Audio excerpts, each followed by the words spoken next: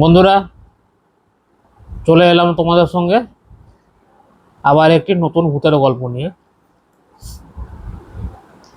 তো আজকে আমার একটু ঠান্ডা লেগেছে বলতে গেলে, মানে বাইরে নিম্নচাপের মতো ওয়েদার আর কি। আর আমার এক ফুটেই ঠান্ডা লেগেছে, মানে ঠান্ডার ধাত আছে ছোটোর থেকে, এরকম সিচুয়েশন আমার। একটু জল কাটলে ঠান্ডা লেগে যায়, কিন্তু যতটা চেক না করলে থাকা ততটা নয়। বেশি চেক আমি দেখেছি, বেশি চেক করলে আবার বেশি ঠান্ডা লাগে। তো যাই হোক, আজকের গল্পটি শুরু করা যাক। প্রবীর দুর্গাপুরে একটি বড় রিপ্রেজেন্টেটিভ কোম্পানিতে চাকরি করে। ওরা দু ভাই। ও ছোট ভাইও, প্রবীরের বয়স 28, আর ওর ছোট ভাইয়ের বয়স হচ্ছে 24 কি 25, মানে খুব বেশি যে বয়সের ডিফারেন্স দু ভাই তা নয়। দু ভাই, আর ওর ভাইও আর একটি রিপ্রেজেন্টেটিভ কোম্পানিতে চাকরি করে। দুজনেই রিপ্রেজেন্টেটিভ করে আলাদা আলাদা কোম্পানিতে। তো প্রবীরের তো প্রবীর, ওর ভাই আর ওর মা বাবা একসাথেই বাস করে দুর্গাপুরে। তো প্রবীর একটা নেশা ছিল, ও ফাঁকা টাইম পেলে ও গল্প লিখতো ফাঁকা খাতার মধ্যে। তো ও বলতো, আমি গল্প লিখি কারণ আমার যাতে হাতের লেখাটি ভালো থাকে।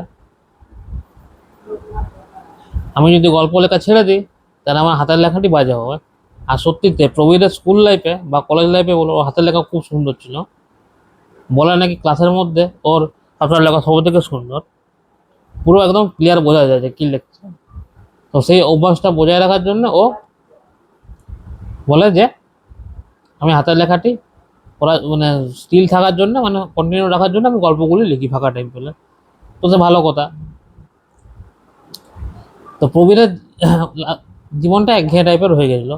মানে সকালবেলা কাজে বেরাও, সন্ধ্যাবেলা আসো, আবার পরের দিন সকালবেলা কাজে বেরাও, আবার সন্ধ্যাবেলা আবার সেই মানে জিনিসটা একবারই বারবার জিনিসটা রিপিট হচ্ছে প্রবীরের জীবনে। তো প্রবীর বললো, যদি 1 সপ্তাহের জন্য কোথাও ফাঁকা জায়গা পেতাম গেলে ভালো হতো, ফাঁকা, এই শহরের কোলাহল থেকে একটু দূরে। তো প্রবীর মনে করলো যে এরকম জায়গা তো কোথাও নেই। আবার আমি গ্রামের বাড়ি অনেকবার গেছি, এই বছরও গেছিলাম, এই 5-6 মাস আগে। তো আমার গ্রামের বাড়িটা আর ভালো লাগবে না, পরে একবার যাব। আমি নতুন একটা জায়গা যেতে চাই। তখন ওদের সামনে একটি ছেলে দোকান ছিল, বড় স্টেশনারি দোকান। ওদের ওই ছেলেটির নাম হচ্ছে রাজু। ওদের গ্রামের বাড়ি হচ্ছে ময়ূরডিহিতে। ওরাও দুর্গাপুরেই বাড়ি করেছে এসে। ওরও দু ভাই। ওর ভাইটা অনেক ছোট ওর থেকে বয়সে, মানে এখনো কম, মানে বলতে গেলে কম্বাইন্ড এক্সামের জন্য প্রিপারেশন নিচ্ছে। ওর ভাইটার বয়স হচ্ছে 20-22 বছর। ও মা বাবার সাথে থাকে।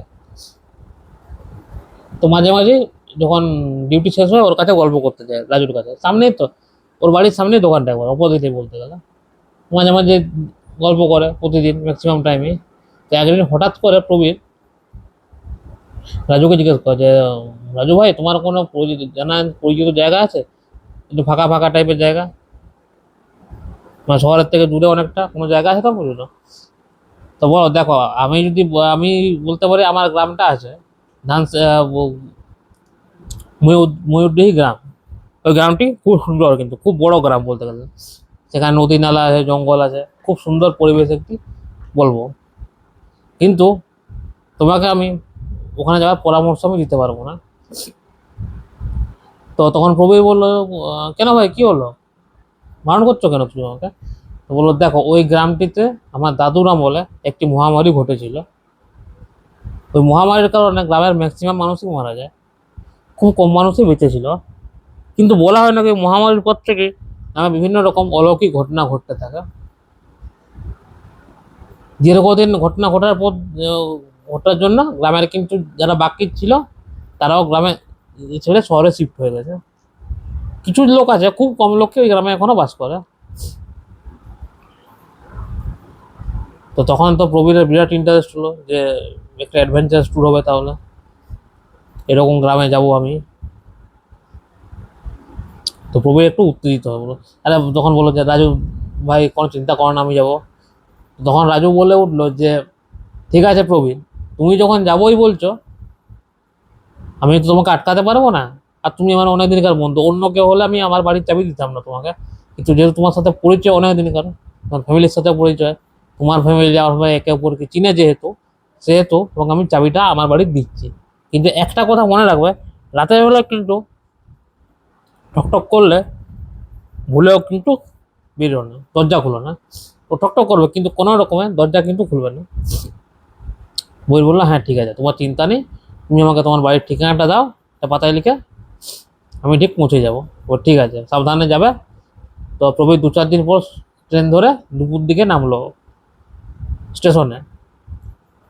স্টেশন থেকে মোটামুটি 8 ঘন্টা থেকে 45 মিনিটের রাস্তা ওখানে, যদি গাড়ি করে যদি যাওয়া হয় আর কি, টোটো ধরে। তো ওখানে স্টেশনে নেমে একটু চাটা খেলো, দুপুর দিক তো, ও তো গরম হলে ও চা খাওয়ার খুব নেশা, ও চা খুব খেত। তো তারপর চা খাওয়ার পর একটা টোটোওয়ালা দাদাকে দেখতে পেলাম, যে ও দাদা যাবে এই ঠিকানাতে?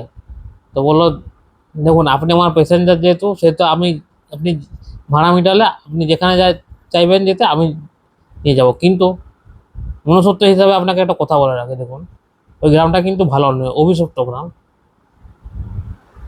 কিন্তু আপনি যখন যাবেনই বলছেন, আপনার বন্ধুর বাড়ির বললেন বাড়িটা, আপনাকে বলবো রাতের বেলায় কিন্তু ঠকঠক করলে দরজাটা কিন্তু ভুলেও খুলবে না। সকাল থেকে কেউ খুলুক, ঠকঠক করুক, কোনো অসুবিধা নেই, বুঝবেন, কিন্তু রাতের বেলা কিন্তু ভুলেও কোনোদিন দরজা খুলবেন না। তখন প্রবীরের একটু খটকা লাগলো, যে দুজনেই তো আর সেম কথা বলতে পারে না, রাজুও সেম কথা বলেছিল, আর এই টোটোওয়ালা দাদাও কিন্তু সেই সেম কথাটা বললো। তখন প্রবীর একটু ভয় পেতে শুরু করলো। ও যতই ভূতে বিশ্বাস না করুক, ওর ভিতরে কিন্তু একটা ভয় আছে। তো বললো ঠিক আছে, তুমি আমাকে নিয়ে চলো, আমি তুমি যেটা বললে সেটা আমার মাথায় রইলো। তো মোটামুটি বিকেল 4টার দিকে ও রাজুর গ্রামের বাড়ি পৌঁছালো, ধানবেড়িয়াতে, এই ময়ূরডিহিতে। তো গ্রামটি তো খুবই সুন্দর, কিন্তু গ্রামটিতে দেখে বোঝা যাচ্ছে যেমন রাজু বর্ণনা দিয়েছিল সেরকমই ফাঁকা গ্রামটি পুরো। সেই গ্রামের শেষ প্রান্তে বলা হয়নি কিছু মানুষ এখনো আছে ওই গ্রামে। তো দরজা খুললো, দরজাতে অনেক কিছু, মানে ভিতরে অনেক কিছু ময়লা ছিল। তো একটা ঝাঁটা ছিল, ঝাঁটা দিয়ে পরিষ্কার টরিষ্কার করে ওখানে বসলো।